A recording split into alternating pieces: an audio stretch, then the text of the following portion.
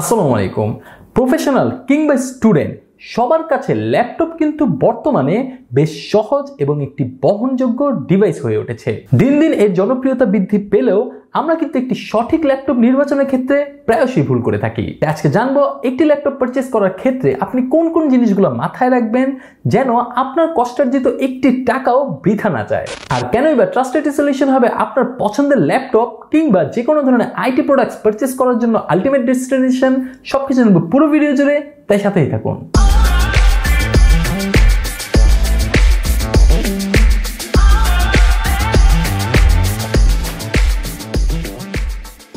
ভাই, প্রথমেই চিন্তা ভাবনা করে নেন আপনি আপনার পছন্দের ল্যাপটপটি কোন কাজে ব্যবহার করবেন। গেমিং, প্রোডাক্টিভিটি, অফিস ওয়ার্ক, নাকি শুধুমাত্রই কন্টেন্ট ওয়াচিং। আমরা অনেকেই কিন্তু একটি গেমিং ল্যাপটপ এবং একটি সাধারণ ল্যাপটপের মধ্যে পার্থক্য জানি না, যার ফলে কিন্তু আসলে আমরা এই দুটো জিনিসকে একদম তালগোল পাকিয়ে ফেলি। সাধারণত যেসব ল্যাপটপগুলো internet browsing, normally office work এবং টুকটাক মাল্টিটাস্কিং এর জন্য ব্যবহৃত হয়ে থাকে সেগুলোই সাধারণ ল্যাপটপের কাতারে পড়ে। আর গেমিং ল্যাপটপ বলতে যে সকল ল্যাপটপের মাধ্যমে আমরা গেমিং করতে পারবো, প্রোডাক্টিভ যে কোনো ধরনের হাই পারফরমেন্স কাজ করতে পারবো, তাছাড়া যেটার মধ্যে ওভারক্লকিং এর সুবিধা থাকে, এছাড়া যেটার মধ্যে এক গাদা মাল্টিটাস্কিং করা যায় খুব সহজেই। সাধারণত একটি গেমিং ল্যাপটপের মধ্যে কিন্তু আসলে ডেডিকেটেড একটি জিপিইউ থাকে এই টোটাল পারফরমেন্সটাকে হ্যান্ডেল করার জন্য।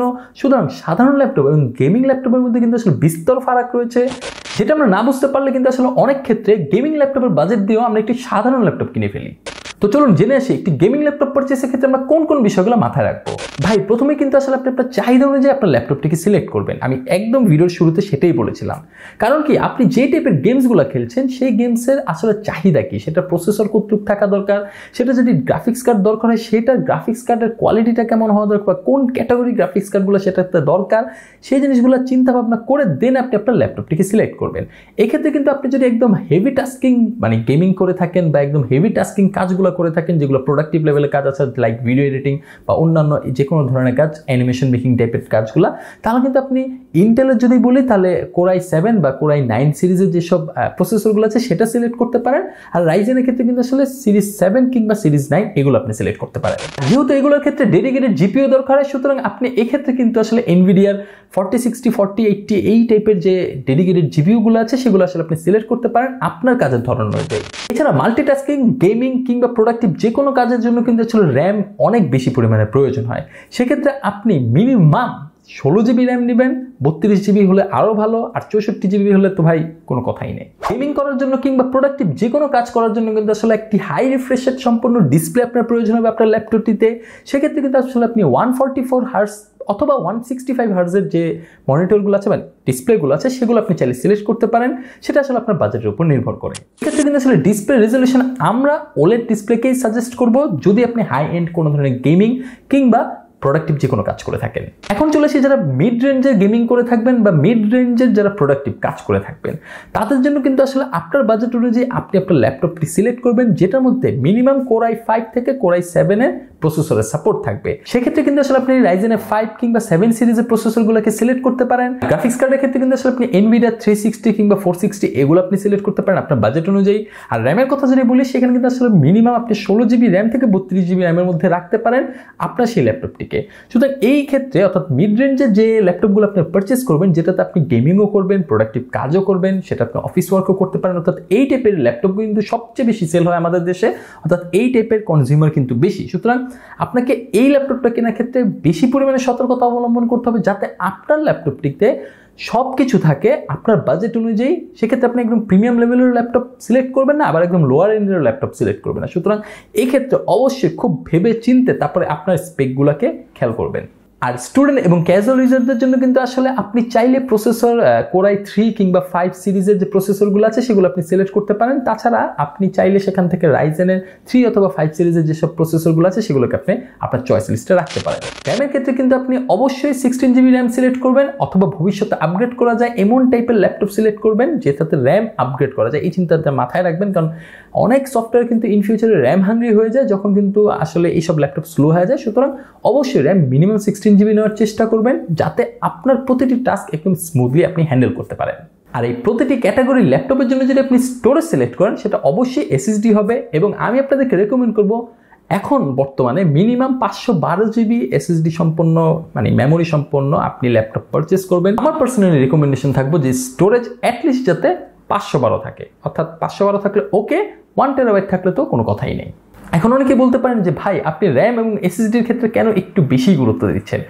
ভাই আপনি র্যাম এবং এসএসডি যদি একটু বাড়িয়ে নেন তাহলে সেক্ষেত্রে কিন্তু আপনি পারফরমেন্সও একটু বাড়তি পাবেন। সুতরাং এই জিনিসটা মাথায় রাখবেন, আপনি যদি একটু র্যাম আপনার বাজেটে হয় এবং সেটা যদি একটু বাড়তি নিতে পারেন এবং এসএসডি যদি একটু বাজেট অনুযায়ী বাড়তি নিতে পারেন তাহলে কিন্তু সেটা আপনার পারফরমেন্সের উপর অনেক বড় ধরনের একটা ইম্প্যাক্ট ফেলবে এবং আপনি ইন ফিউচারেও সেটা আপগ্রেড তো করবেনই, বাট যতদিন চলতেছে আর কি ততদিন যাতে স্মুথলি চলে এই নিশ্চয়তাটা পাবেন। এখন চলে আসে একটি ল্যাপটপের অনেক ইম্পর্টেন্ট একটি পার্ট, সেটা হলো ব্যাটারি। নর্মালি ডেস্কটপে তো ব্যাটারি থাকে না, বাট ল্যাপটপের ক্ষেত্রে ব্যাটারি থাকে এবং এই ল্যাপটপটা কিন্তু সিলেক্ট করা হয় অনেক ক্ষেত্রে ব্যাটারির জন্যই। কারণ কি, সবাই আসলে পোর্টেবল জিনিসপত্র চায় এবং ল্যাপটপ নিয়ে যে কোনো জায়গায় ক্যারি করা যায়, আপনি কারেন্ট না থাকলেও ল্যাপটপ চালাতে পারছেন, সেক্ষেত্রে কিন্তু এটার ব্যাটারিটা অনেক বেশি পরিমাণে ইম্পর্টেন্ট এবং আপনারা সবসময় চেষ্টা করবেন আপনার ল্যাপটপ যাতে মিনিমাম 4 থেকে 5 ঘন্টা ব্যাটারি ব্যাকআপ দেয়।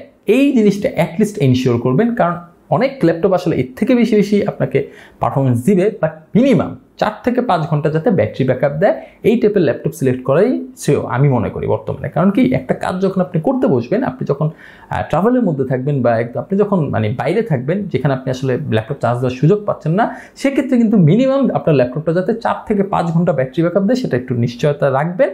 এবং স্টুডেন্টদের জন্য সেটা যাতে আরও বেশি হয়, অর্থাৎ ব্যাটারি ব্যাকআপ যত বেশি নিতে পারবেন আপনার ল্যাপটপের জন্য ততই ভালো। একটা জিনিস সবসময় মাথায় রাখবেন, আপনার ল্যাপটপ যখন ব্যবহার করছেন সেটা যদি চার্জ থেকে থাকে তাহলে সেটাতে চার্জিংয়ে লাগিয়ে তারপরে ব্যবহার করবেন না, কারণ এক্ষেত্রে কিন্তু আসলে ব্যাটারি হেলথ দিনে দিনে কমে যায়।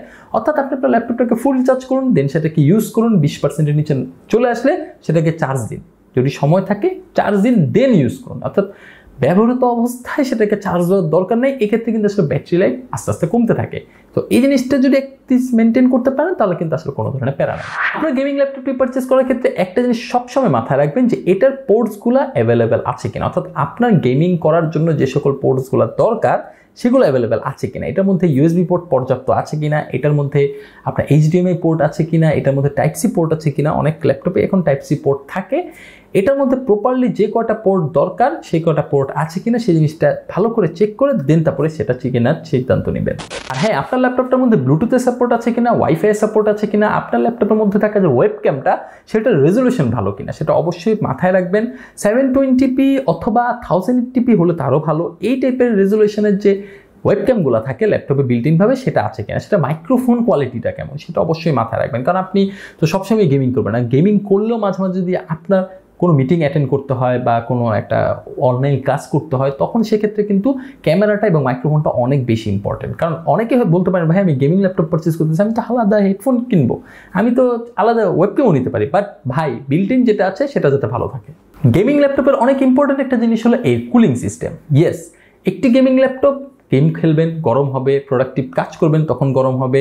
একটা নর্মাল পিসি থেকে অর্থাৎ ডেস্কটপ পিসি থেকে ল্যাপটপের কিন্তু আসলে কুলিং সিস্টেমটা অনেকটা একটু ক্রিটিক্যাল এবং কনজেস্টেড বলতে পারেন, কারণ এটা খুব চিকন থাকে, ছোটোখাটো সাইজের থাকে, ভিতরে যন্ত্রাংশগুলো খুব কাছাকাছি থাকে, সেক্ষেত্রে কিন্তু আসলে কুলিং সিস্টেমটা অনেক বেশি ইম্পর্টেন্ট। এই ক্ষেত্রে আসলে থার্মাল কুলিং সিস্টেমটা অনেক বেশি দরকার। আপনি অবশ্যই মাথায় রাখবেন আপনার ল্যাপটপে যেন থার্মাল কুলিং সিস্টেম থাকে যদি আপনি গেমিং করার চিন্তা ভাবনা করে থাকেন।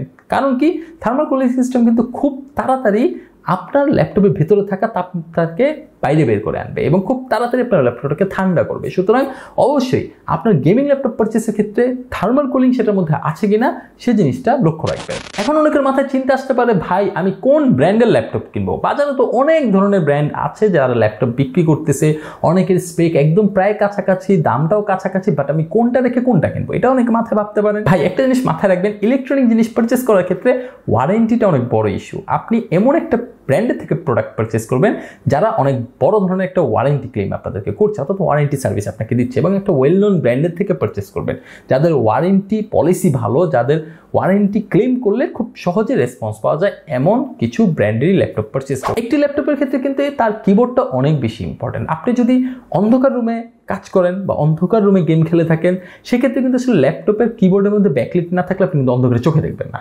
সুতরাং এই জিনিসগুলো মাথায় রাখতে হবে, ল্যাপটপের কিবোর্ডটা কেমন, সেটার মধ্যে যে ডায়াল প্যাডটা আছে সেটা কেমন, সেটা কতখানি রেসপন্সিভ, তো এই জিনিসগুলো অবশ্যই মাথায় রাখবেন, দেন আপনি কিন্তু ল্যাপটপ পারচেস করার সিদ্ধান্ত নেবেন। দেন ফাইনালি যে জিনিসটা দেখবেন সেটা হলো ল্যাপটপটার আউটলুক কেমন। কেমন, এটার ওভারঅলি বিল্ড কোয়ালিটি কেমন, এটা কি শক্তপোক্ত মেটাল দ্বারা তৈরি নাকি একটা চিপ প্লাস্টিক দিয়ে তৈরি, এটা কি মানে ভালোভাবে আপনি ক্যারি করতে পারবেন যে কোনো জায়গায়, এটা কতখানি লাইট ওয়েট, এর ব্যাটারি অনুযায়ী এটা লাইট ওয়েট কতখানি, এটা কতখানি স্লিম, এই জিনিসপত্রগুলো আপনি অবশ্যই মাথায় রাখবেন আপনার ল্যাপটপটা কেনার ক্ষেত্রে। কারণ ভাই টাকা দিয়ে জিনিস কিনতেছেন, সুতরাং সব কিছুই তো আপনার পাওয়া যায়, তাই না?